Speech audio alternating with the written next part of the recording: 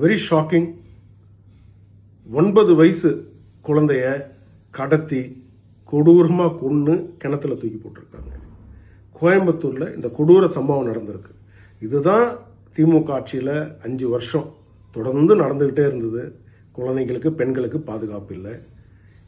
தாவேக்கா வந்த பிறகு தாவேக்காக்கு ஓட்டு போட்டதே இதிலிருந்து ஒரு மாற்றத்தை கொடுப்பாங்க அப்படின்ட்டு. ஆனால் நம்ம நேற்றெல்லாம் நியூஸ் பார்த்தீங்கன்னா அதே நேரத்துக்கு நம்ம ஸ்வாகா கெத்தா மாசா நடந்து வர ஃபோட்டோஸு இதுதான் சோஷியல் மீடியாவில் இதுதான் மீடியாவில் ட்ரெண்ட் ஆகுதே தவிர மக்களுக்கு நடக்கக்கூடிய அநீதிகள், குழந்தைங்களுக்கு நடக்கக்கூடிய இந்த பாவங்கள் இதை பற்றி எங்கேயும் யாரும் பேச மாட்டேன்றாங்க.